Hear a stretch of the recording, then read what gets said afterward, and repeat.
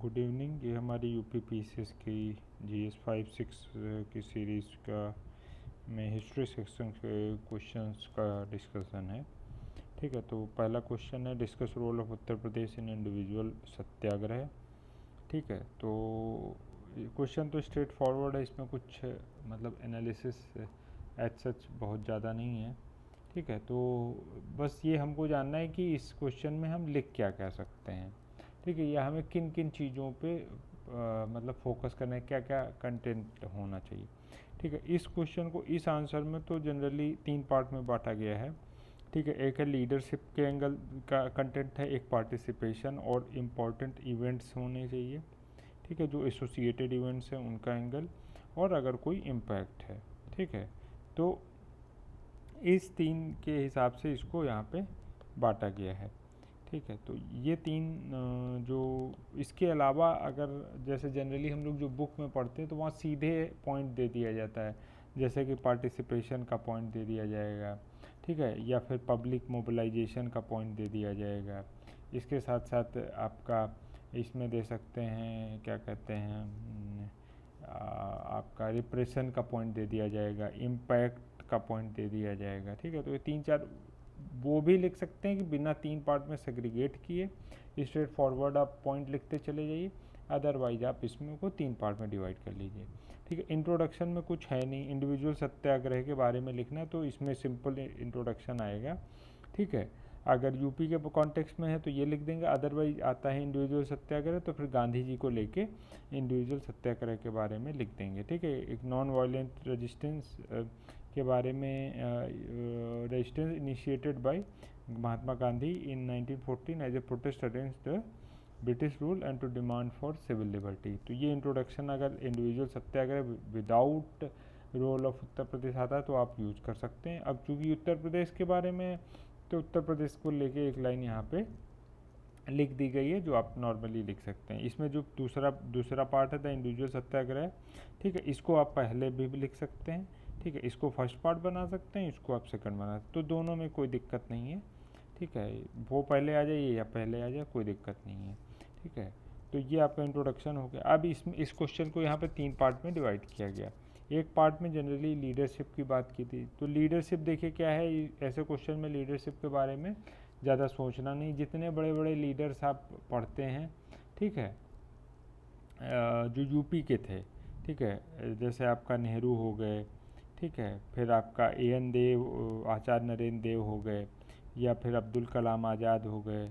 ठीक है, सॉरी, अबुल कलाम आज़ाद हो गए, और ये सब आप आराम से इनको यहाँ पे कोट कर सकते हैं। मौलाना आज़ाद हो गए, तो ये सब आपके, इसके अलावा अगर स्पेसिफिक आपके पास नेम है जैसे, ठीक है, जैसे क्या है कि जो बड़े बड़े प्लेसेस थे, ठीक है, जैसे प्रयागराज था आपका, कानपुर था, मेरठ था, ठीक है, इसके अलावा लखनऊ था, तो यहाँ कुछ स्पेसिफिक लीडर्स हैं, तो अगर उनके बारे में आपको पता है तो उनको आप यहाँ पे मेंशन कर सकते हैं। ठीक है, जैसे प्रयागराज है, ठीक है, तो प्रयागराज था, वहाँ पे जो मेन लीडर मतलब कि जैसे नेहरू और मौलाना आज़ाद, ये दो तो इन्होंने एक्टिवली पार्टिसिपेट किया। ठीक है, उसमें कोई दो राय नहीं है। ठीक है, लेकिन इसके अलावा जैसे सरदार नर्मदा प्रसाद सिन्हा थे, ठीक है, एक इनका नाम आप यहाँ पे कोट कर सकते हैं। इसके अलावा प्रोफेसर राधे श्याम जो यूनिवर्सिटी के थे, ठीक है, तो इनका नाम आप कोट कर सकते हैं। ठीक है, तो इसको 2 पार्ट में आप डिवाइड कर लेंगे। ठीक है, एक पार्ट में आप लोकल लीडर्स का नाम डाल सकते हैं, एक में आप जो नेशनल लीडर्स थे, इन्वॉल्व थे, उनका नाम डाल सकते हैं। एंड बाकी इस पार्ट यहाँ पे तो लिखा largest produce several prominent participated in individual satyagraha. ठीक है, जवाहरलाल नेहरू, ये पॉइंट आ गया। मैंने बाकी 2-3 नाम बताए, उसको आप इसमें क्लब कर देंगे। ठीक है, अगला पार्ट आ गया इसमें पार्टिसिपेशन का। ठीक है, तो पार्टिसिपेशन में तो ऑब्वियसली ये ऐसा मूवमेंट था कि इसमें आपको सोचना ही नहीं है। ठीक है, पार्टिसिपेशन का एंगल आएगा तो इसमें 2 मतलब मास मोबिलाइजेशन के बारे में बताना ही बताना है आपको। ठीक है, मास मोबिलाइजेशन के बारे में बताइए, साथ ही साथ आप जैसे पब्लिक ओपिनियन जो है अंग्रेज़ों के ख़िलाफ़ बनाने में जो मदद मिली उसके बारे में बताइए। ठीक है, और विटनेस सत्या को अबाउट ज्वाइनिंग राइट, ठीक है। एंड अचानक permanent leader freedom for individual demonstrate non violence, तो ठीक है। Common from town village across Uttar Pradesh on protest county arrest and dude hardship, ठीक है। अदरवाइज देखिए इस मास मोबिलाइजेशन में को आप किस तरीके से लिख सकते हैं, ठीक है। मास मोबिलाइजेशन आएगा तो इसके आप एंगल सोच सकते हैं क्या, एक तो रूरल अर्बन, ठीक है, दूसरा क्या है विमेन, तीसरा क्या है यूथ, और चौथा आपका बैकवर्ड कास्ट या बैकवर्ड क्लास के बारे में, ठीक है, जिसमें अनटचेबल्स भी आ जाएंगे, या फिर जो बैकवर्ड कम्युनिटी एग्जैक्टली बोलना चाहिए, उस टाइम तो ऐसा कुछ कास्ट क्लास का इतना वो नहीं था, तो बैकवर्ड जो कम्युनिटीज़ थी, ठीक है। तो ये आपका 4 पार्ट में आपका ये आंसर कंप्लीट हो जाएगा, मतलब ये वाला एंगल आपका कंप्लीट हो जाएगा, ठीक है। तो पार्टिसिपेशन कवर हो गया। अगला पार्ट क्या आएगा हमारा, इम्पैक्ट का आएगा, ठीक है। ये जो पार्टिसिपेशन की अप्रोच है ये आप हर यूपी मतलब हिस्ट्री के हर क्वेश्चन में फॉलो कर सकते हैं। लीडरशिप की अप्रोच इस एंगल से आप हर क्वेश्चन को सोच सकते हैं, यूपी के कॉन्टेक्स्ट में आया है, नॉर्मल कॉन्टेक्स्ट में आया है, ठीक है। अब इसके बाद इसका इम्पैक्ट, तो जब भी इस तरीके का मूवमेंट आएगा तो इम्पैक्ट में तो सबसे बड़े कि देखिएगा मोमेंटम टू मतलब गार्निंग नेशनल इंटरनेशनल अटेंशन, ठीक है। तो एक तो इम्पैक्ट ये है कि इंटरनेशनल अटेंशन मिल गया हम लोगों को, हमारी जो इंडिपेंडेंस की डिमांड थी, एक ये हो गया, ठीक है। इसके अलावा मोबिलाइजेशन था, तो वन ऑफ द मतलब कि आप ये कहेंगे अभी तक के जो मूवमेंट हुए थे 1940 तक के, ठीक, उसमें सबसे ज़्यादा जो मोबिलाइजेशन हुआ था, मास मोबिलाइजेशन, वो इस मूवमेंट में हुआ था। इसलिए यहाँ से क्या हुआ कि इंडिपेंडेंस लगने लगा कि अब जो हमारी इंडिपेंडेंस है वो इनएविटेबल है, मतलब अब हम लोगों को मिली जानी है, ठीक है। इसके अलावा तीसरा पॉइंट क्या है कि did not immediately to India's independence, it played a crucial in galvanizing the masses keeping the flame resistant during the critical phase, ठीक है। अब ये इंडिविजुअल सत्याग्रह, एक तो मास मोबिलाइजेशन हुआ, ठीक है, तो एक तो इनएविटेबल का एंगल आ गया। इसके अलावा क्या है, एक तरीके से इसने फ्यूल का काम किया, ठीक है, जो मूवमेंट कई दिन से डाउन था, ठीक है, जो कोई इस तरीके का नेशनल मूवमेंट, क्योंकि आप देखेंगे 1931 के बाद से, ठीक है, 1929 के बाद से कोई बड़ा मूवमेंट नहीं हुआ, 10 साल 11 साल हो चुके थे, कोई बड़ा मूवमेंट नहीं हो रहा था, ठीक है। तो उस जो एक तरीके से रेस्ट फेज पे चले गए तो उस मूवमेंट को इन्होंने क्या की, फ्यूल प्रोवाइड किया, जिसने अल्टीमेटली इंडिपेंडेंस में मदद की, ठीक है। ये इस क्वेश्चन का पूरा खाका है और इस अप्रोच में आप इसको सॉल्व कर सकते हैं, ठीक है। 3 में आप डिवाइड करिए और तीनों के बारे में 2-2 3-3 पॉइंट लिख दीजिए। कंक्लूजन में सिंपल आप वही अपना जो फ्यूचर वाला जो मैंने एंगल बताया है कि जो भी मूवमेंट आता है उसको फ्यूचर पार्टिसिपेशन में लेके, ठीक है, आप उसको कंक्लूड कर सकते हैं, ठीक है। और ये चूँकि हिस्ट्री का है तो ऊपर की समरी जो 3 पॉइंट लिखे हैं उनकी समरी आप कंक्लूजन में डाल सकते हैं, ठीक है। तो ये आपका आंसर एक तरीके से कंप्लीट हो गया। अगला क्वेश्चन है right A short note on 2 important pigeon movement. ये लास्ट ईयर क्वेश्चन इस तरीके का हमारे पास आया, मतलब कि यूपीपीसीएस में नहीं आया कोई, इस साल चांसेस हैं कि ये क्वेश्चन आने के बहुत चांस है कि पिजन मूवमेंट पे क्वेश्चन आए। और जब भी यूपी में बात होगी तो 2 मूवमेंट हमेशा सबसे ज़्यादा नाम आता है, एक तो पहला एका मूवमेंट और दूसरा आपका किसान सभा मूवमेंट, ठीक है। मैंने पहले बताया मूवमेंट वाले क्वेश्चंस आएंगे तो उनको कैसे करना है, उनको करने की एक ही अप्रोच है, ठीक है, मतलब जो स्ट्रक्चरिंग है वो आपको कैसे फॉलो करनी है, ठीक है। इसमें स्ट्रक्चरिंग आपकी कोई भी मूवमेंट हो XYZ, एक तो आप कॉज, ठीक है, क्यों वो हुआ उसके बारे में लिखेंगे, ठीक है, दूसरा ऑब्जेक्टिव लिखेंगे और तीसरा उसका आउटकम लिखेंगे। अब इसमें आप 2-3 चीज़ें और जो जोड़ेंगे वो क्या है, लीडर्स जोड़ेंगे, ठीक है, लोकेशन जोड़ेंगे, ठीक है। तो ये 3-5 पार्ट में आपका कोई भी अगर आप मूवमेंट देखेंगे तो वो आपका कवर हो जाएगा। अब जैसे ए का मूवमेंट है, ठीक, तो इस फॉर्मेट पे, हालांकि ये मैंने पहले बताया हुआ है इसको, क्योंकि हिस्ट्री का हमारा चल रहा डिस्कशन, तो ये पहले भी डिस्कस हो चुका है। अब देखिए हम इस क्वेश्चन को इसी कॉन्टेक्स्ट में हम डिस्कस करेंगे, ठीक है। ए का मूवमेंट आ गया, अब इसके हम पहले गए लोकेशन, तो लोकेशन सबको पता है हरदोई बहराइच सीतापुर वाली लोकेशन थी, ठीक है। अब साथ में ये चूँकि हिस्ट्री का क्वेश्चन है इसलिए ईयर भी साथ में अगर हो तो बढ़िया है, ठीक है। तो ये 1921 हो गया, ये लोकेशन। लीडर्स आपके हो गए। तो लीडर्स इसमें जो भी, जैसे लीडर्स क्या थे, कोई मतलब कोई बहुत बड़े लीडर्स इसमें नहीं थे, जनरली क्या थे, जो एक कम्युनिटी थी, ठीक है, वही यहाँ पे सबसे ज़्यादा इन्वॉल्व थी। तो कोई बहुत बड़ा यहाँ पे लीडर आपको नहीं मिलेगा, ठीक है। बाकी इसमें लिखा हुआ है कि जो मदारी पासी थे, ठीक है, वो सबसे ज़्यादा इन्होंने सबसे क्या कहेंगे, एक तरीके से प्रोएक्टिवली सबसे ज़्यादा पार्टिसिपेट किया इसमें, ठीक है। तो एक ये पार्ट हो। जनरली ये जितने वो थे आपका पेजेंट्स थे, जितने हमारे किसान भाई थे, वो उन लोगों ने किया था, ठीक है। बाकी इसमें लीडर्स में आप जो बड़े लीडर्स थे उनका सपोर्ट तो था ही, जैसे, ठीक है, जैसे गांधी जी का सपोर्ट था, जो हमारे लोकल कांग्रेस के लीडर्स थे उनका सपोर्ट था, तो वो आप इसमें और डाल देंगे, ठीक है। तो दो पार्ट हो गया, ये पार्ट निकल गया। अब हमारे पास क्वेश्चन के इसके हिसाब से कॉज, ऑब्जेक्टिव और आउटकम के ऊपर हमको बाकी का आंसर लिखना। तो कॉज सबको पता है कि क्या था। एक तो जमींदारी जो आप पढ़ते हैं कि ब्रिटिश सिस्टम में 3 तरीके के जो रेंट के लिए, जमींदारी, महलवारी और रायतवाड़ी, ठीक है। तो अपने इधर तो क्या होता था, बंगाल से हम लोग के एरिया हमारा जुड़ा हुआ था, तो यहाँ पे जमींदारी वाला चलता था सिस्टम, ठीक है। तो जमींदारी सिस्टम चलता था, उसमें सबको पता है कि जो क्या करते थे ब्रिटिशर्स, क्या करते थे, लैंड से मतलब लैंड बता दिया, और ये था कि जो भी आपका जमींदार है, ठीक है, जमींदार क्या करता है, रेंट कलेक्टर एक तरीके से रखता था, ठीक है। रेंट कलेक्टर क्या करता था, जो जिनको बटैया पे जो बोलते हैं, जिसको टेनेट फार्मर्स बोलते हैं यहाँ पे अंग्रेजी में, तो वो टेनेट फार्मर्स को ज़मीन दे देता था। अब वो टेनेट फार्मर्स को जितना एग्रीमेंट होता था जमींदार और ब्रिटिशर्स के बीच में, उतना पैसा उसको चाहिए होता था। तो अब जैसे 10% चाहिए उनको, ठीक है, ब्रिटिशर्स को।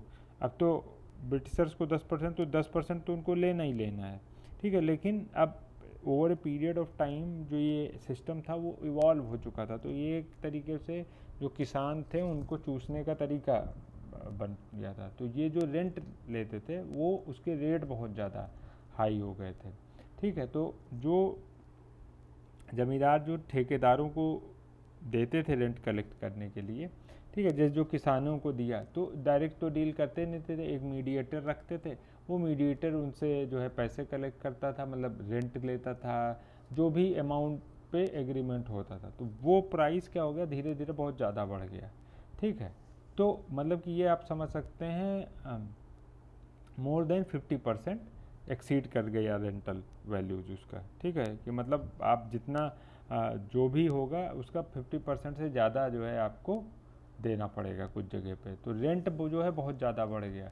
उसके अलावा और भी कॉस्ट होती थी, तो फिर अल्टीमेटली जो किसान था उसको कुछ मिलता नहीं था, ठीक है। तो जब 50% से ज़्यादा हो गई रेट तो रेंट, तो ये उसके लिए जो है इन्होंने, जो किसान थे उन्होंने किया आंदोलन, और वही आपका क्या होता है, इसका ऑब्जेक्टिव आता है। तो कॉज हमको पता चल गया, एक्सॉर्बिटेंट रेंट का रीजन था, ठीक है। इसको 2-3 लाइन में बता देंगे, ठीक है। एक तो ये बता देंगे कि जमींदारी सिस्टम था, एक्सॉर्बिटेंट रेट था, और उस रेंट के अलावा जो आपके ठेकेदार थे, ठीक है, वो और ज़मींदार मिलके और एक्सप्लॉइट करते थे, ठीक है। तो अल्टीमेटली जो कंडीशन थी वो फार्मर्स की वो ख़राब होती चली गई, ठीक है। तो ये एक पार्ट आ जाएगा। अब ऑब्जेक्टिव क्या हो गया कि मेन ये ऑब्जेक्टिव ये था कि जो ऑफिशियल रिकॉर्डेड जिस पे डील होती थी, तो ऑफिशियली रिकॉर्डेड अमाउंट से ज़्यादा रेंट पे करने से इन्होंने मना कर देना है, ठीक है। और इसके अलावा क्या कहते हैं, जो एडिशनल चार्जेस के रूप में लेते थे, जिसको नजराना बोला जाता था, ठीक है, और नजराना के साथ साथ बेगर के रूप में भी चार्जेस इनसे लिए जाते थे, वही सब मिला के ज़्यादा, जैसे रेंट तो हो ही गया, रेंट के अलावा जो ये एडिशनल चार्जेस लेते थे, तो ओवरऑल वो अमाउंट बहुत ज़्यादा बन जाता था। तो नजराना और आपका बेगर, ठीक है, इसका काम जो है ख़त्म कर देना, मतलब अब उसको लेकर कोई काम नहीं करना है, ठीक है। तो ये आपका हो गया, मतलब बेगर का मतलब ये है कि यहाँ पे जो ये आपके पेजेंट्स थे, इनसे जो ये जमींदार थे, ठेकेदार थे, तालुकेदार, जो भी आप कहेंगे, वो इनसे खुद के काम करवाते थे, ठीक है, जिसको क्या कहेंगे, फोर्स्ड लेबर बोलते हैं, ठीक है। तो वो फोर्स्ड लेबर कराते थे उनसे, तो वो काम बंद हो गया। तो इसमें ऑब्जेक्टिव क्या हो गया इनका, ठीक है, एक तो रेंट नहीं पे करना है, ठीक, पहला ऑब्जेक्टिव हो गया कि एक तो रेंट नहीं पे करना है ज़्यादा, दूसरा ये जो नजराना है और ये बेगर है, इस तरह की प्रैक्टिसेस को बंद कर देना है, ठीक है। ये दो इनका ऑब्जेक्टिव हो गया। अब इसके बाद हम आउटकम पे आएंगे।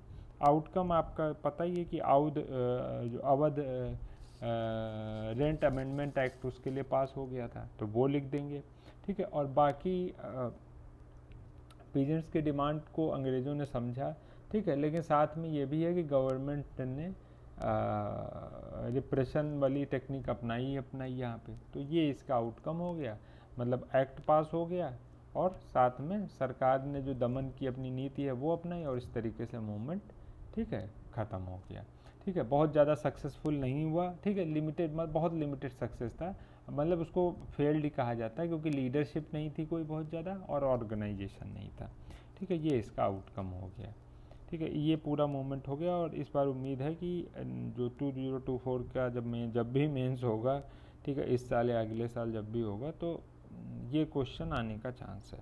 अगला क्वेश्चन क्या है, किसान सभा मूवमेंट का। इसको भी हम इसी एंगल पे, इसी क्राइटेरिया पे हम लोग डिस्कस करेंगे, ठीक है। तो लोकेशन इसकी क्या हो गई, ठीक है। लोकेशन से पहले लीडर्स आप इसमें डिस्कस कर लेते हैं, ठीक है। तो डिस्कस जो जैसे ही ऑल इंडिया किसान सभा तो लखनऊ में बनाई गई, ठीक है, लेकिन जो लीडर्स थे वो शुरुआत इसकी हुई थी वही स्वामी सहजानंद सरस्वती, ठीक है, NG रंगा जनरल सेक्रेटरी, ठीक है। और किसान मैनिफेस्टो यहाँ पे लॉन्च किया गया, और पीरियोडिकल रिव्यू के लिए लोगों को या लीडर्स को बुलाया गया, ठीक है। तो इसमें बहुत सारे बहुत सारे लीडर्स हैं, क्या कहते हैं, नंबूदिर हैं, इसके बाद इंदुलाल याग्निक हैं, ठीक है, JD अहमद हैं, बहुत सारे लोग थे इसमें। तो ये तो लीडर्स में कोई कमी नहीं है, ठीक है। लोकेशन में मेनली आपका लखनऊ एंड सराउंडिंग का एरिया हो गया आपका, ठीक है। और ये हो गया आपके लोकेशन हो गया, लीडर हो गया, ठीक है। ईयर इसका वही 1936 था, ठीक। अब इसके बाद अगला पार्ट यहाँ पे क्या आएगा, इसका कॉज आएगा, ठीक है। तो कॉज वही था मेनली, इससे पिछले वाले में हमने डिस्कस किया कि जमींदारी सिस्टम था। तो जमींदारी सिस्टम टाइम के साथ जो है वो बहुत ज़्यादा क्या हो गया था, एक्सप्लॉयटेटिव नेचर का होता जा रहा था, ठीक है। तो उस जो सिस्टम था उसको एक तरीके से ख़त्म करने के लिए ये जो है किसान सभा मूवमेंट शुरू हुआ, ठीक है। किसान सभा बनी वही उसी को लेके, ठीक है, ऑर्गेनाइजेशन बना गया वही किसान सभा मूवमेंट। तो एक तो ये इसका मेन कॉज मैंने बता ही दिया, ठीक है, ऑब्जेक्टिव हो गया, ठीक है। किसान सभा का मेन जो कॉज था वो यही था, ठीक है, जमींदारी सिस्टम था और इसका एक्सप्लॉयटेशन था लोगों का, ठीक है, वही कॉज हो गया। ऑब्जेक्टिव ये था, कॉज बता दिया जमींदारी सिस्टम, ऑब्जेक्टिव ये था कि जमींदारी सिस्टम ख़त्म करना है, उसमें हेरिडेटरी है वो सब चीज़ें ख़त्म करनी है, जो एक्सप्लॉयटेशन है वो ख़त्म करना है, लैंडलॉर्डिज्म जो है वो ख़त्म करना है, ठीक है। और लेबर्स और एग्रीकल्चर जो लेबर्स हैं, रूरल लेबर्स, उनको फ्री लैंड प्रोवाइड करना है, ठीक है। रूरल मास की जो स्टैंडर्ड ऑफ लिविंग है वो इम्प्रूव करनी है। तो ऐसा बहुत सारे इसमें पॉइंट हो गए आपके, ठीक है, ऑब्जेक्टिव में बहुत सारे पॉइंट हो गए आपके, ठीक है। तो ये 2-3 पॉइंट आप लिख देंगे, ठीक है, ये हो गया। अब इसके बाद कॉज हो गया, ऑब्जेक्टिव हो गया, आउटकम। तो आउटकम सबको पता ही है कि इसमें जो औध है एक्ट था आपका, ठीक है, 1921, उसको यहाँ पे अमेंड कर दिया गया, एक तो ये हो गया, ठीक है। और सेंटर ऑफ एक्टिविटी लखनऊ था, रायबरेली, फैजाबाद, देखिए ये सुल्तानपुर जो पास के ही डिस्ट्रिक्ट है वो इसमें लिखा हुआ है, ठीक है, ये मिस हो गया था मुझसे पॉइंट। अब इसमें क्या है, किसानों के साथ जो इन्होंने ask kisan to refuse till bedakhli land, ठीक है, not to offer hari and begar, ये भी इस तरीके के हरी एंड बेगर मतलब एक तरीके का रेंट कलेक्शन का तरीका था जो कि अभी पहले मैंने बताया, ठीक है। इसके अलावा बाइकआउट करना था उन लोगों को जो लोग इसमें पार्टिसिपेट नहीं कर रहे थे, ठीक है, इनकी डिमांड्स को नहीं सपोर्ट कर रहे थे। और अगर कोई डिस्प्यूट था किसी भी तरीके का तो उसके लिए इन्होंने डिमांड की पंचायत के थ्रू सॉल्व करने की, ठीक है। अब ये पॉइंट हो गए, अगर ये याद है रहते हैं तो ठीक है लिख दीजिएगा, नहीं याद रहते हैं तो आप इसको ये पार्ट स्किप भी कर सकते हैं। स्ट्रक्चर जो मैंने बताया वही फॉलो करना है यहाँ पे, ठीक है। ये पार्ट हो गया। 1921 का आपका एक्ट पास हुआ था, उसमें अमेंडमेंट हो गया, ठीक है। और साथ ही साथ अब इसमें आउटकम में ये भी दिखा सकते हैं कि इन्होंने जो नेशनल मूवमेंट के साथ इंटीग्रेट किया, ठीक है। और साथ ही साथ कांग्रेस एक मेन पार्टी थी उस समय की, ठीक है, वहाँ पे, और कांग्रेस है, सीपीआई है, ठीक है, इन सब पार्टियों के साथ अपनी प्रॉब्लम्स को साझा किया। और जो नेशनल मूवमेंट था, ठीक है, उसमें नेशनल मूवमेंट में किसानों की जो पेजेंट्स की प्रॉब्लम थी उसको इन्वॉल्व करने की कोशिश की, ठीक है। तो ये इनका आउटकम हो गया। और इसी को लेके हुए एक्सटेंडेड जो कंक्लूजन लिखेंगे, ठीक है, वो आप ये लिखेंगे कि अल्टीमेटली इंडिपेंडेंस भी मदद की और आपका जो फार्मर्स की कंडीशन थी, पेजेंट्स की कंडीशन थी, उसको इम्प्रूव करने में मदद हुई, ठीक है। ये आपका कंक्लूजन बन जाएगा यहाँ पे, ठीक है। तो ये हो गया क्वेश्चन। इसके बाद अगला क्वेश्चन है यहाँ पे आपका discuss the role of women fighter. ये क्वेश्चन है फैक्चुअल, इसमें कुछ करना नहीं है आपको, ठीक है। इसमें सबसे बड़ी चीज़ ये पता होनी चाहिए, जब भी discuss role of women freedom fighter तो आपको वीमेन फ्रीडम फाइटर के बारे में पता होना चाहिए, ठीक है। अब ये पता हो गया कि हमारी वीमेन फ्रीडम फाइटर थी, कौन कौन सी थी वो पता चल गया। अब उसको 2-3 पार्ट में आप डिवाइड कर लीजिए, ठीक है। कौन से रीजन में इन्वॉल्व थी, ठीक है, जहाँ पे उनका इन्फ्लुएंस था, ठीक है, क्या रीजन्स थे जो वो आई, ठीक है, और इसके अलावा आपका कंट्रीब्यूशन, ठीक है। 3 पार्ट में इसको डिवाइड। तो बेगम हजरत महल, ठीक है, तो रीजन वही आपका ये अवध रीजन हो गया, ठीक है। इस क्यों पार्टिसिपेट किया सबको पता है, 1857 का वो युद्ध था, ठीक है। तो उसमें इनका, और यहीं पे हमें रानी लक्ष्मीबाई का भी लिख देना चाहिए था, ठीक है। बेगम हजरत महल के साथ रानी लक्ष्मीबाई का भी लिखना चाहिए था, ठीक है। तो वो मिस हो गया, वो हो गया, ठीक है। और सेम चीज़ में ऐसे झलकारी बाई को रानी लक्ष्मीबाई का जब पॉइंट लिखेंगे उसी में सब पॉइंट बना के झलकारी बाई को बना देंगे हम लोग, लिख देंगे, ठीक है। तो सेम आप रीजन पता ही है, झांसी की रानी थी तो झांसी रीजन हो गया, ठीक है। क्या रीजन्स थे, तो ऑब्वियसली वही 1857 में जो रीजन पढ़ते हैं वो। कंट्रीब्यूशन क्या है, सेम वही अंग्रेज़ों के दांत खट्टे कर दिए और ये 1857 में कंट्रीब्यूट किया, यही सब है, ठीक है। वो तो सबका वही लिखना है, चाहे बेगम हजरत महल हो चाहे। इसके बाद आप हो आ गया कमला नेहरू, ठीक है। तो कमला नेहरू तो ये सब इन्होंने तो विमेन राइट्स के लिए और विमेन की कंडीशन जो है सोसाइटी में उसको इम्प्रूव करने के लिए ज़्यादा काम किया, ठीक है। बाकी जो मूवमेंट्स हैं वो आपका सिविल डिसोबीडियंस है, नॉन कोऑपरेशन मूवमेंट है, ठीक है, और साथ में क्विट इंडिया मूवमेंट है, ये सब में आप इनको कोट कर सकते हैं। सिमिलरली विजय लक्ष्मी पंडित, ठीक है, इनका भी आईएनसी की इम्पॉर्टेंट मेंबर थी, क्विट इंडिया मूवमेंट, ठीक है, फर्स्ट इंडियन। तो ये पार्ट नहीं भी लिखेंगे तो चलेगा कि फर्स्ट वुमेन प्रेसिडेंट थी। अब इस रीजन में आप देख लीजिए कि रीजन क्या थे, कंट्रीब्यूशन क्या था, ठीक है। तो रीजन इसमें तो कोई ऐसा खास है नहीं, सब में वही है कि इंडिपेंडेंस के लिए कंट्रीब्यूट करना था, ठीक है। और इसके अलावा कंट्रीब्यूशन में मेन पॉइंट आएगा आईएनसी के मेंबर थे, ठीक है, और जो वेरियस मूवमेंट्स में इन्होंने कोऑपरेट किया, ठीक है। फिर सुचेता कृपलानी है, सरोजनी नायडू हैं, ठीक है। तो मेन सब में वही चीज़ आएगी, फ्रीडम फाइटर हैं, सोशल रिफॉर्मर हैं, ठीक है। जैसे इन्होंने, कमला नेहरू ने विमेन राइट्स के लिए काम किया, ठीक है। ऐसे ही सुचेता कृपलानी भी सोशल रिफॉर्मर थी, इन्होंने विमेन एजुकेशन के लिए काम किया, ठीक है। और कई सारे लोकल मूवमेंट्स पे विमेन मूवमेंट्स ऑर्गेनाइज किए, ठीक है। तो ये आपका हो गया क्विट इंडिया मूवमेंट में इनका कंट्रीब्यूशन था। सरोजनी नायडू का सबको पता ही है, ठीक है, किस तरीके से उन्होंने क्विट इंडिया मूवमेंट में इनका कितना ज़्यादा योगदान था, ठीक है। इसके अलावा इससे पहले भी मूवमेंट में योगदान था उनका। लोकेशन सबको पता ही है इसमें। और बाकी ये पार्ट लिखा है आईएनसी में जो कंट्रीब्यूशन है वो हो गया। और फिर इसके बाद आपका अगर चाहें तो ये चीज़ कि मतलब इंडिपेंडेंस के बाद उन्होंने कौन सी पोस्ट होल्ड की। ठीक है, तो बहुत मतलब एनालिसिस वाले क्वेश्चन तो है नहीं, बस इसमें आपको ये जानना ज़रूरी है कि आपका एक फ्रेमवर्क रहे। ठीक है, उस फ्रेमवर्क में जैसे कोई पार्ट आ गया आपका, तो उस क्वेश्चन आ गया तो उस फ्रेमवर्क रहेगा, तो आपको फ्रेमवर्क से क्या रहेगा, याद करने में या फिर रिकॉल वैल्यू आपकी बढ़ जाएगी।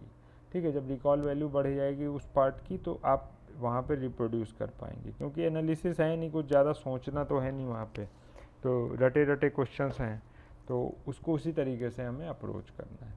ठीक है, तो ये हमारे यूपी का हिस्ट्री सेक्शन है। अभी इसके बाद हमारे और भी क्वेश्चंस हैं, और इसमें मेनली अब लीडर्स के क्वेश्चंस आएंगे, और उसके बाद वो सेक्शन होने के बाद हम स्विच करेंगे। जो थोड़ा सा पार्ट बचा है आपका